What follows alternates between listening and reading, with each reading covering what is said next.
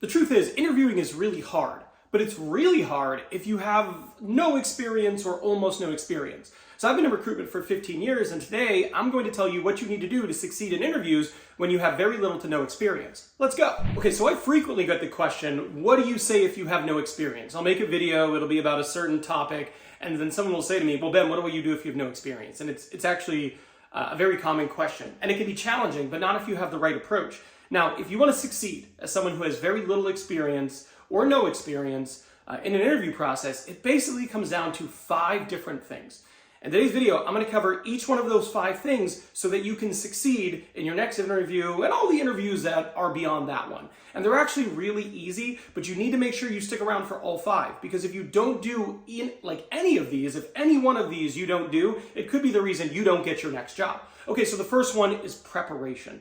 As someone who doesn't have experience, where you need to give yourself an advantage is you need to prepare more effectively than the other people who are going to be interviewing. And specifically what I'm talking about is learning about the company. You need to be on that website and you need to understand the company. You need to understand the company's values. You need to understand the company's products or services so that you can speak to it with confidence. You need to go to Google, punch in the company, and then go to news and articles and actually read about some of the recent happenings with the organization.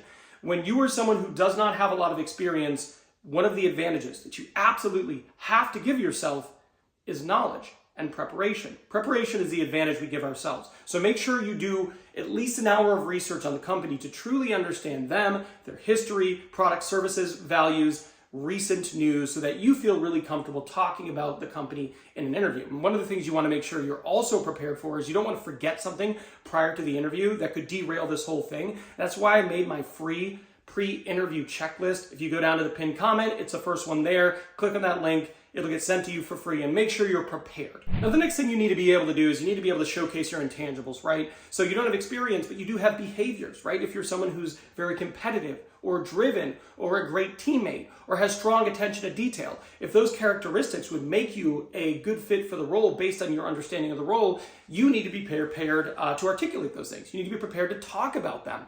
So when they're talking to you, what makes you feel like you'd be a good fit for this role? You can't say experience. But what you can say is characteristic you have that would make you a good fit for a role, and you just need to be prepared to talk about those things.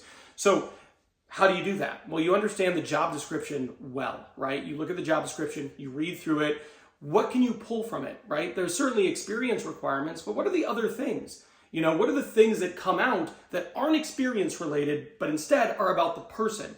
You need to be incredibly well-versed with those things and be prepared to talk about your skills as it relates to that. The next thing you need to be prepared to do is you need to be prepared to talk about experience you have, not work-related, but how it relates to the stuff that you would be doing in the job. For example, if you have volunteering experience, if you have school experience, like projects or stuff like that. For example, if there's a component of the role that involves leading other people, but you've never managed people before, but in school, you did take the lead on a group project, that is applicable. And in absence of having actual work experience, that is a great way to answer those questions. So again, familiarity with the job description is paramount. It's incredibly important.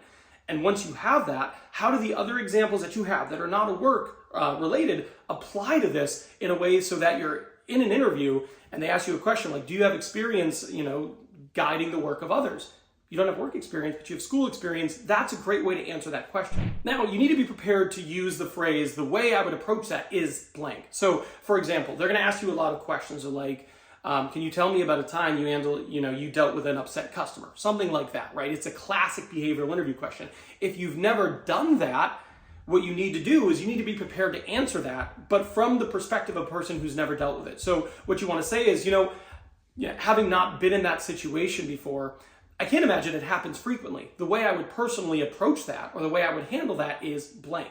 And then share your answer. Your thoughts are still valid, right? And just because you haven't done that specific thing doesn't mean you don't have a good answer as to what you would do should you find yourself in that situation.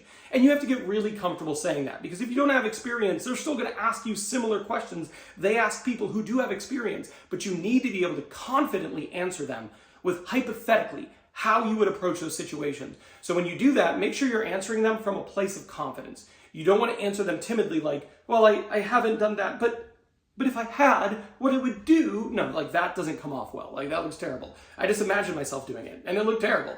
Instead, answer it confidently. I haven't been in that situation, but I imagine it happens quite a bit. What I would do is I would talk to the person, try to listen to them and make sure they felt heard. What I would then go about doing is I would go about resolving the issue. I'd talk to my supervisor and see if there was anything we could do, blah, blah, blah, right? That's how you answer it. If you do all those things, you're going to be impressive even without the experience. The last thing that I need you to do is I need you to practice common interview questions. There are certain things they're going to ask you, and you need to nail those. Because you don't have experience, you need to nail the interview. That's why I made this video here. This video here is some of the most common questions you're going to get asked in the interview process, and I literally teach you how to answer them. So I'm done here, but I'll see you over there.